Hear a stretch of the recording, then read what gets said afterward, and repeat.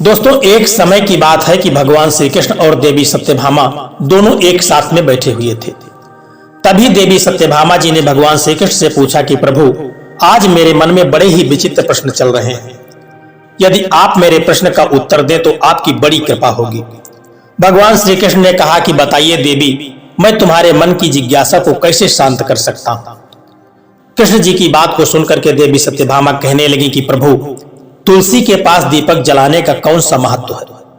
तुलसी के पास दीपक जलाने पर किस मंत्र का उच्चारण करना चाहिए और उसकी विधि क्या है?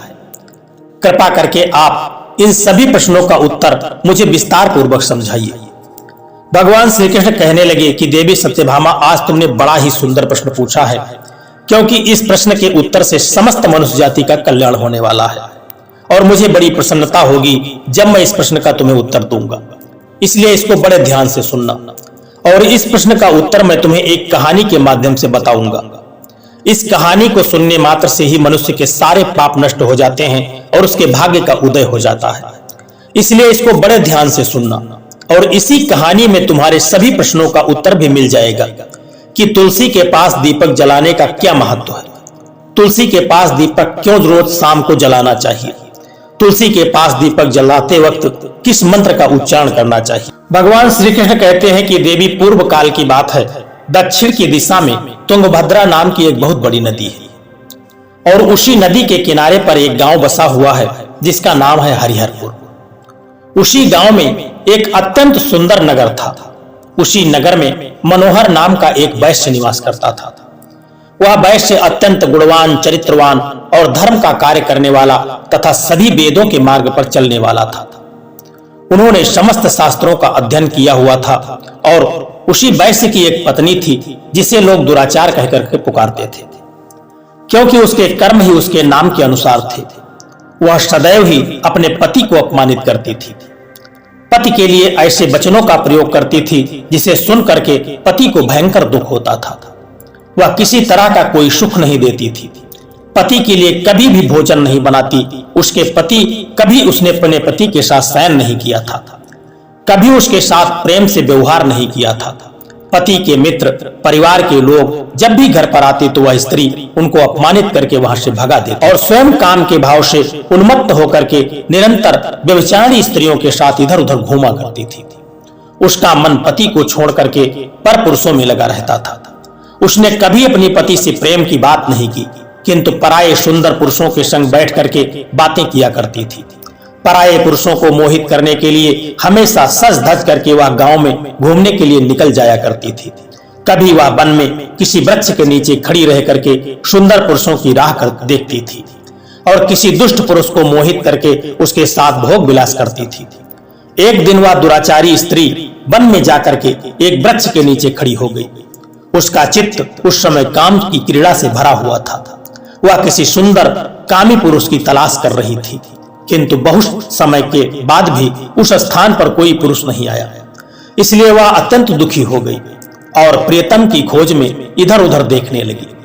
उस दिन उसका जितना भी परिश्रम था वह सब व्यर्थ हो गया। वहां पर खड़ी रह करके वह अनेक प्रकार की बातें करके विलाप करने लगी। हाय, आज तो इस मार्ग से कोई भी सुंदर पुरुष नहीं आया। अब मैं कैसे अपने काम की शांति करूं? आज की रात किस तरह से बीतेगी? वह जोर जोर से यही कहते हुए विलाप करने लगी। दोस्तों, उसी जंगल में एक भयानक बाघ रहता था। उस पापीन स्त्री की आवाज को सुनकर के वह बाघ जाग गया, उसकी नींद खुल गई और उछल करके उस स्त्री को भक्षण करने के लिए वह उसके पास आ गया। उस भयंकर बाघ को देख करके उस स्त्री के पसीने छूटने लगे। वह थर थर कांपने लगी, भय से डरने लगी। वह स्त्री कुछ करती इतने में उस बाघ ने अपने पंजे से उसे घायल कर दिया और उस स्त्री को जमीन पर उठा करके पटक दिया। जमीन पर गिरते ही वह स्त्री चिल्लाते हुए कहने लगी, अरे बाघ, तू किस लिए यहाँ पर आया है? मुझे क्यों मार रहा है?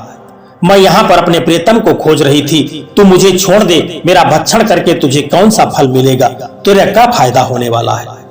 उस स्त्री की इस तरह की बात को सुनकर के वह भयानक बाघ क्षण भर के लिए रुका और हंसते हुए कहने लगा, हे दुष्टा, आज विधाता ने तुझे मेरा ग्रास नियुक्त किया है। तो जैसी पापिन स्त्रियों को भक्षण करना ही मेरा काम है, तभी मुझे इस शरीर से मुक्ति मिलेगी। वह स्त्री कहने लगी कि हे बाघ, तुम कौन हो? मुझे सच सच बताओ। तुम्हें किस कारण से बाघ होना पड़ा और तुम मुझ जैसे स्त्रियों का भक्षण क्यों करते हो? पहले मुझे सारी बात बताओ और फिर मेरा भक्षण करो। फिर वह बाघ कहने लगा कि हे पापिनी, मैं तुझे मेरे पूर्व जन्म की कहानी सुनाता कि किस कारण से मुझे बाघ होना पड़ा। पूर्व काल में दक्षिण देश में एक नदी थी। उस नदी के तट पर एक नगरी बसी हुई थी और उसी नगरी में मैं निवास करता था। मैं एक ब्राह्मण का पुत्र था और नदी के किनारे बैठ करके यज्ञ आदि कार्य किया करता था। मैंने उस जन्म में अनेक पापियों के लिए यज्ञ किया, उन पापियों के घर का भोजन किया। मैंने धन के लोभ में आकर के अनेक पापियों के लिए कार्य किया। जिन वस्तुओं का दान ब्राह्मण को नहीं लेना चाहिए, उन वस्तुओं का दान भी मैंने ग्रहण कर लिया और दूसरों से धन लेता था, कभी कभी वापस नहीं करता था। इस तरह से पाप करते हुए मुझे कई वर्ष बीत गए। धीरे धीरे समय बीतता गया और मैं बूढ़ा हो गया। मेरे बाल सफेद हो गए, आंखें सूख गईं, मुंह के सारे दांत गिर गए, लेकिन फिर भी मेरी दान लेने की आदत नहीं छूटी और मैं पाप करता चला गया। फिर एक दिन मैं धन के लोभ से नदी के किनारे गया और अन्य धूर्त ब्राह्मणों के साथ मिल करके हमने लोगों को ठगना शुरू कर दिया। झूठे मंत्र वचन बोल करके हमने बिना विधि किए ही देवी देवताओं का पूजन किया और बहुत सारा धन दान में ले लिया। फिर उसी स्थान पर एक बीमार कुत्ते ने मेरे पैर में काट लिया और मैं मूर्छित होकर के वहीं पर गिर पड़ा। उसी क्षण मेरे प्राण चले गए। फिर यम के 2 दूत उस स्थान पर प्रकट हुए और मुझे पकड़ करके यमपुरी ले गए। वहां पर यमराज ने चित्रगुप्त से मेरे कर्मों का जब लेखा जोखा निकालने के लिए कहा, फिर चित्रगुप्त कहने लगा कि हे धर्मराज, इस ब्राह्मण ने घोर पाप किया है। इसने दूसरों से झूठ कह करके अनेक तरह से धन लूटा है। विधि से पूजा न करके झूठे मंत्र बोल करके भगवान का अपमान किया है इसने। इसीलिए यह पापी ब्राह्मण केवल नरक जाने के ही योग्य है।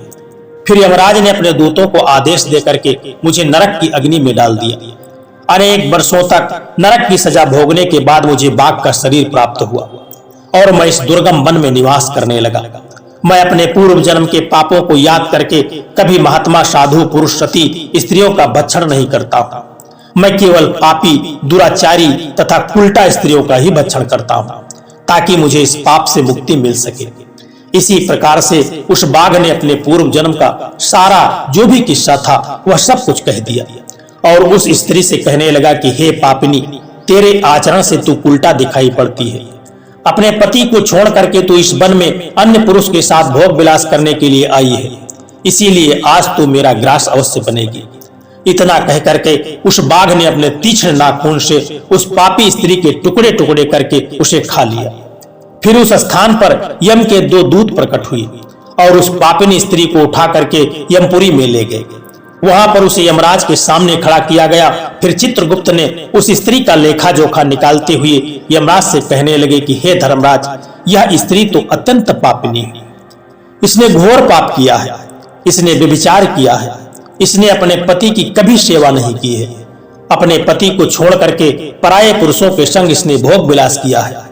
इसके पापों को सुन करके यमराज ने उस स्त्री को अग्नि से भरे हुए कुंड में डालने का आदेश दे दिया। अनेक वर्षों तक उसे उस कुंड में पकाया गया। फिर उसे निकाल करके रौरव नरक नामक नरक में डाल दिया गया। इस प्रकार से उसे अनेक साल तक अलग अलग नरकों में डाला गया और नरकों में से डालने के बाद वह महापापिनी स्त्री पुनः पृथ्वी लोक पर आकर के चंडाल के रूप में उत्पन्न हुई। चंडाल के घर में जन्म लेकर के वह फिर से अनेक तरह के पाप करने लगी, व्यभिचार करने लगी, अनेक पापी पुरुषों के संग विहार करने लगी। फिर कुछ समय के बाद पूर्व जन्म के पाप के कारण उसे कोढ़ का रोग हो गया और वह भयानक पीड़ा सहन करने लगी। उसका अंग अंग उस समय जलने लगा, उसके नेत्रों में पीड़ा होने लगी। इस दुख को सहन करती हुई वह दिन व्यतीत करने लगी। फिर एक दिन की बात है कि वह किसी तीर्थ में स्नान करने के उद्देश्य से अंतपुर में चली गई। वहां पर एक आश्रम के बाहर निवास करने लगी। उसी आश्रम में एक तुलसी का पौधा था। अन्य स्त्रियों को वहां पर तुलसी के पास दीपक को जलाते हुए देख करके उस पापिन स्त्री ने भी वही काम शुरू कर दिया। उसने तुलसी के पौधे के पास एक दीपक जला दिया। फिर उसी रात हृदय फटने से उसकी मृत्यु हो गई और यमराज के 2 दूत उसे ले जाने के लिए वहां पर प्रकट हुए। जैसे ही यम के दूत उस पापी स्त्री को पास में बांध करके वहां से ले जाने लगे, तभी भगवान विष्णु के दो पार्षद उसी स्थान पर प्रकट हो गए और उन्होंने उन दूतों को रोक लिया और कहने लगे कि हे दूतों, इस स्त्री को तुम छोड़ दो, यह स्त्री नरक जाने की योग्य नहीं है। तुम किसके आदेश से ऐसा अधर्म कर रहे हो? फिर यम के दूत कहने लगे कि हे पार्षदों, हम यमराज के आदेश से इस पापी स्त्री को उठा करके ले जा रहे हैं, किंतु आप हमें किस कारण से रोक रहे हो? यह स्त्री तो अत्यंत पापी है, इसे नरक में ले जाने की आज्ञा हमें मिली है। फिर जो भगवान विष्णु के पार्षद थे वे कहने लगे कि हे दूतों, यह स्त्री तो भगवान विष्णु की भक्त है, यह नरक जाने की योग्य नहीं है। इसने शाम को तुलसी के पास दीपक जलाया है, इसी कारण से इसके समस्त पाप नष्ट हो गए हैं, इसीलिए अब वह नरक जाने की योग्य नहीं है, यह स्वर्ग जाने की अधिकारी बन चुकी है। पार्षदों की बात को सुन करके उन यमदूतों ने उस स्त्री को उसी स्थान पर छोड़ दिया और यमलोक लौट गए। वहां जाकर के उन्होंने यमराज को जो भी किस्सा था वह सारा वृत्तांत कह सुनाया। फिर भगवान विष्णु के पार्षद उस स्त्री को दिव्य विमान में बिठा करके स्वर्गलोक में ले गए। भगवान श्री कृष्ण कहने लगे कि हे देवी सत्यभामा, इस प्रकार से तुलसी के पास केवल एक बार दीपक जलाने मात्र से ही मनुष्य के सभी पाप नष्ट हो जाते हैं। जो स्त्री नित्य शाम को तुलसी के पास दीपक जलाती है वह सौभाग्यशाली बनती है और उसके पूर्व जन्म के सभी पाप नष्ट हो जाते हैं, उसे सुख समृद्धि की प्राप्ति होती है। रोज तुलसी के पास दीपक जलाते समय इस मंत्र का उच्चारण करना चाहिए, ओम तुलसी दिव्य च विद्ये विष्णु प्रियाय च धीमहि तन्नो वृंदा प्रचोदयात्। श्री कृष्ण कहते हैं कि हजारों अमृत के घड़ों से नहलाने पर भी श्री हरि को उतनी प्रसन्नता नहीं होती है जितनी वे मनुष्यों के द्वारा तुलसी का एक पत्ता चढ़ाने से प्राप्त करते हैं। 10,000 गौदान से मानव को जो फल प्राप्त होता है वही फल एक तुलसी के पत्र से दान से पा लेता है। जो मृत्यु के समय अपने मुख में तुलसी का पत्र और जल को पा जाता है वह संपूर्ण पाप से मुक्त होकर के भगवान श्री कृष्ण के धाम में चला जाता है। दोस्तों, इस तरह से तुलसी के पौधे के पास दीपक जलाने का इतना महत्व है, इसीलिए सनातन धर्म में तुलसी का पूजन किया जाता है और शाम को तुलसी के पास दीपक जलाया जाता है। जिस प्रकार से देवी लक्ष्मी से बैकुंठ को ऐश्वर्य प्राप्त है, उसी प्रकार से बैकुंठ में तुलसी के कारण ही पवित्रता प्राप्त है। पृथ्वी लोक पर जिस स्थान पर भी तुलसी का पौधा होगा उस स्थान पर कभी बुराई का वास नहीं हो सकता, वहां किसी तरह की कोई निगेटिव एनर्जी नहीं आ सकती, वहां पर हमेशा सकारात्मक वातावरण रहता है। ऐसा स्थान सबसे पवित्र होता है। इसी कारण से हमारे घर में तुलसी का पौधा अवश्य लगाना चाहिए। इस तरह से भगवान श्री कृष्ण ने सत्यभामा को तुलसी के पास दीपक जलाने का जो भी महत्व है वह बताया। दोस्तों, यह कथा आपको कैसी लगी है एक प्यारा सा कमेंट करके जरूर बताना, और यदि वीडियो आपको पसंद आया है तो वीडियो को लाइक करके चैनल को सब्सक्राइब करने की भी कृपा करना। जय श्री कृष्णा, राधे राधे।